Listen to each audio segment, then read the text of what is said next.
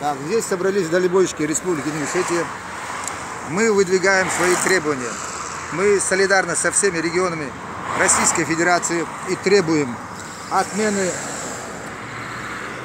так называемой платы за тонну, касающейся всех дальнобойщиков.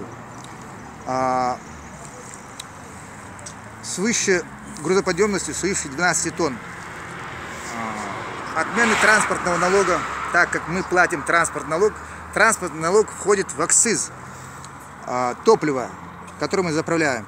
Это 5-7 рублей по разным расчетам. Плюс к этому мы просим довести все наши требования федеральные органы власти, так как на нас никто не обращает внимания. Ни в одном СМИ не озвучивают наши требования.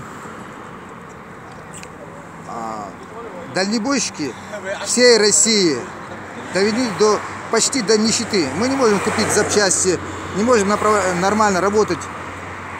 По всей Российской Федерации устанавливаются весогабаритные рамки, погрешность которых доходит до 20%. Нас могут оштрафовать от 150 до 400 тысяч рублей. Такие суммы нам неподъемные. Плюс к этому с 15 апреля хотят ввести штрафы. Раньше было в сутки Платон мог штрафовать 5000. После 15 апреля хотят ввести 5000 первая камера, остальные камеры 50 тысяч. Но ведь таких денег у дальнобойщиков нет. Это известно любому гражданину Российской Федерации. Касается этот Платон не только нас, но и всех граждан Российской Федерации. Так как если мы поднимем тарифы на перевозку грузов, продукты первой необходимости, которые мы провозим по трассам Российской Федерации, продукты первой необходимости подорожают для всех граждан, а также для пенсионеров и малоимущих. А это, между прочим, бьет по карманам людей, у которых пенсия, в основном живут они на пенсии, а пенсии хватает только на медикаменты и на продукты первой необходимости.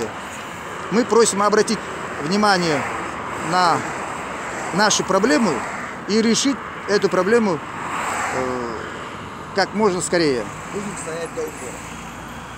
Ну вот, все те, которые работают в Республике Ингушетия, отказались от работы и решили стоять.